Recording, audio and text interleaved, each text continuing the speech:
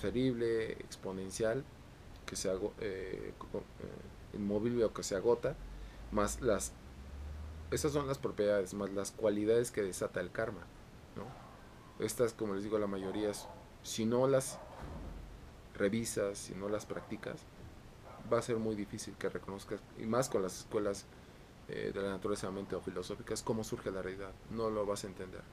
Va a ser mucho más complejo y si no lo entiendes, los antídotos se vuelven más complejos. No nada más es decir, todo es compasión. Entonces, sabría, como lo expliqué ayer especialmente, si hasta confundes qué es el karma con el mérito y el mérito con el karma, estás perdido. Los seres piensan que entre más karma positivo acumules, dejas de sufrir. No necesariamente. Lo que tienes que acumular es mérito, no más karma. Karma estás generando siempre, pero lo que debes de generar es mérito. Ojalá sea positivo el karma que generas, pero lo que debes generar es más mérito. Bueno, entonces, meditar en las propiedades del karma, individuales y colectivas, del pasado, al presente, al futuro, cada instante, y eso nos ayudará a modificar nuestras percepciones de cómo surge la realidad. Algunas cualidades del karma que se derivan de las propiedades sustancial, exponencial, sustancial, intransferible, exponencial, y que se agota, inmóvil o que se agota. Son, nuevamente, que se derivan, son sustancial, cooperativas, acumuladas, generadas, directas, indirectas, que arrojan y completan, similar a la causa, positivas, negativas y neutras, por ejemplo. Si uno no medita en eso, es muy difícil entender por qué está surgiendo la realidad individual y colectiva. Expliqué algunos casos con estas escuelas, cada uno puse ejemplos ayer y hoy, desde la mañana, un ejemplo de cuando alguien ve violencia, ¿no? No todo el mundo nos quejamos de la violencia a veces, ¿no? De violencia. Pero lo que tú no sabes es que es una causa y condición cooperativa de vidas pasadas, presentes, para que así lo estés viviendo. Quiere decir que en otra vida ni defendiste realmente a alguna persona y quiere decir que hasta tú pudiste ser cómplice para que una persona fuera afectada. Y eso es lo que estás viviendo cooperativamente hacia el presente y el futuro. ¿Cómo contrarrestar esto? Sí, a través, por ejemplo, de la generosidad de la apreciada vida. Ayudar a la persona de algún modo, ¿no? Y si no puedes directamente, por lo menos mentalmente, que no le hagan nada a esta persona, que no le roben, que no le causen daño, ¿no? Que la persona que hace esto, ojalá en ella surja la bondad, la generosidad. Si no lo haces, olvídalo. En algún momento te vas a encontrar tu esa experiencia, en algún momento. O con alguien que te rodea, que aprecias. Por ejemplo, es muy común eso. Y es porque estás causando aversión por causas y conciencias cooperativas negativas, por ejemplo. Es muy importante introducirse ese tipo de, digamos, de meditación. Y como meditación me estoy refiriendo a estudiar ese texto, reflexionarlo y ponerlo en práctica. Si no, pues va a ser una realidad confusa a veces, ¿sí? Es el modo en que recomiendo cómo meditar en el karma, ¿sí? Ahora, estas escuelas filosóficas, como dije, la vaibhashika es hacia ti mismo, la prasámica es hacia los demás. Meditar en el karma de los demás reinos, seres sintientes, y cómo, si es negativo, cómo llevarlos a un karma positivo, y si es positivo, cómo implementarlo, o sea, que crezca, y una vez que crece, o aún así crezca incomensurablemente, que se liberen hasta de ese karma positivo los seres para que logren el estado de la completa luminosidad. Obviamente cuando digo karma es con el mérito y las realizaciones. Eso puede fructificar hacia el estado de completa luminosidad en algún momento para más seres. Si le digo de la escuela mayámica, es el karma que estás generando tú desde tu propio lado, esa positivo, negativo, neutro, al igual que los anteriores, y también los seres desde su propio lado, para ver los efectos colectivos que está generando para esta realidad. ¿Por qué está surgiendo esa realidad y sus antídotos? Si es sufriente, ¿cuáles son sus antídotos? Si es virtuosa, ¿cómo mejorar y hasta implementar esa felicidad a través del karma, el mérito, la elección? Y en esta última escuela, cuando hicimos cómo meditar en el karma, que creo que te ahorras eones, ¿no? De libros, de esfuerzo, de texto. Es que medites que el karma es interno, no es externo. Es que lo que tú piensas, generas y percibes va a tener un resultado para ti, para los demás. No estás, porque es la mente, y no estás ocupado realmente en Como la mente es inseparable de todos los seres sintientes, es la misma mente en el sentido de sustancialidad, se experimentan el karma, la impermanencia, el vacío y la interferencia, y su naturaleza es completamente luminosa. Te diría que el karma en esta última escuela lo meditas hacia ti mismo, no realmente hacia los demás. ¿Y cómo? Viéndote a ti, experimentándote todos los reinos, como Naraka, como Preta, como animal, como humano, como Asura, como Deva, en las transiciones, y cómo el karma negativo te ha llevado a esas experiencias. ¿Qué te libera de eso? El karma positivo. ¿Qué es el karma positivo? Nuevamente, meditar en la ética y la moralidad, arrojar el mérito, esforzarme por seguir meditando en qué es la compasión y sus metodologías, medios hábiles, la sabiduría. Eso me va a liberar también de la impermanencia y por lo tanto por vacía interferencia puede liberar a más seres. Y cómo disolver al yo. Y todos los medios que nos, a través de la compasión sería que nos iban a liberar al yo. Eso es el modo en que podría decir que tiene como base en el día como, y todo lo que puedes complementar con textos, otras visiones de otros, diría, maestros, gurús, que complementen tal vez tu visión hacia cómo liberarte de estas visiones erróneas y en este caso el karma. ¿Sí? Es una forma muy práctica. ¿Alguien más? Ya casi concluimos, no se preocupe. A ver, ¿alguien más? ¿Todo bien? ¿Seguros? ¿Ya todos? ¿Escuelas filosóficas? ¿Ya? ¿El karma, la influencia? ¿Ya no hay preguntas? ¿Ya me puedo ir de vacaciones a Hawái? Ahora sí. A Hawái, no, pues no, a Xochimilco, no Chinampa. Pero por eones, a ver. No, ¿verdad? No, no. A ver, ya en serio ya no hay preguntas, algo. Cuestionamientos, algo. Adelante. Personales. De esta vida, otras vidas. ¿Qué va a pasar conmigo? No sé, no sé. Adelante. Si hay una pregunta, pues adelante. Si no, concluimos. ¿Algún texto que quieran reforzar para su práctica? No solo en las escuelas que dije hoy, de otros aspectos del camino. Cómo seguir acumulando más karma positivo, mérito, que como dije es importante, pero a final de cuentas lo más importante es el mérito. Cómo seguir cultivando el mérito y hasta de ese mérito, cómo no apegarnos a ese mérito. En general les recomiendo seguir el Langrin Chermo, lo vuelvo a decir. Cualquier texto de la naturaleza de la mente, inclusive cuando hablo de las palabras de mi perfecto maestro.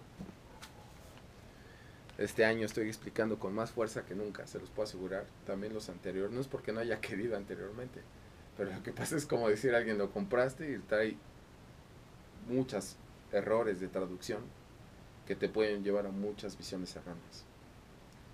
¿No? Ahorita los que están llevando tibetano, como Andrés, le estoy explicando y se da cuenta, como una sola palabra, y es un terma, ¿eh? El problema no es el terma, como les digo, es cómo está traducido y cómo se interpreta. El glosario no está mal, peor que mal. Ya expliqué por qué. El glosario.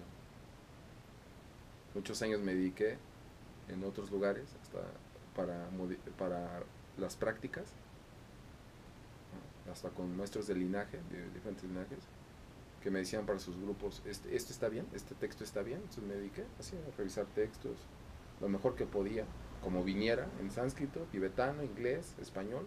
Okay.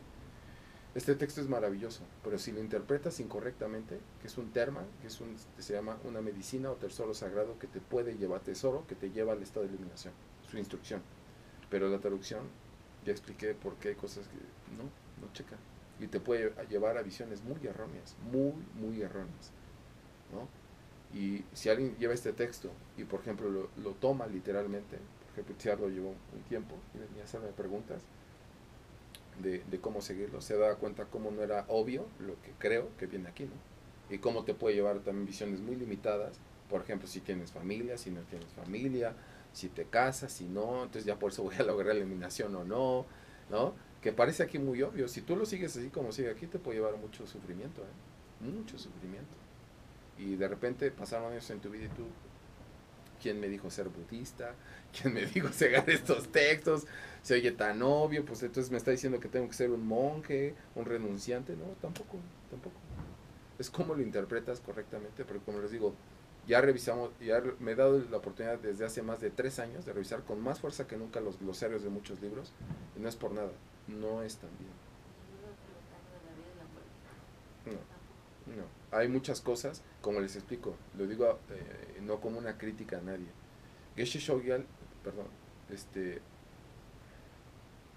sí, Sogyal Rinpoche, le puedo reconocer la virtud de que es alguien que toma enseñanzas de raíz, de textos raíz, no está en duda, e intenta pasarlo literalmente a otro idioma, inglés, ¿no? Alemán, francés, español, no está en duda, pero hay un problema. Geshe Shogal está como afirmando un poco que él ya tiene ese estado en esos textos, y entonces él introdujo sus propias experiencias de Rigpa, y creo que todos sabemos lo que pasó con Geshe Shogal, ¿no? ¿No? Y como le digo a la mayoría, no es una crítica, al contrario, toma el texto, pero que tengas un maestro que te explique correctamente el texto, en qué parte sí está correcto para esa práctica que propone del Tonglen, del karma, la impermanencia, de cómo liberarte de la vida y la muerte. Lo digo porque con lo que pasó no estoy diciendo hay que ver lo más negativo y aflictivo, no, no, no, pero te está diciendo algo muy claro. Una cosa es lo que se escribió y otra cosa es lo que estaba practicando.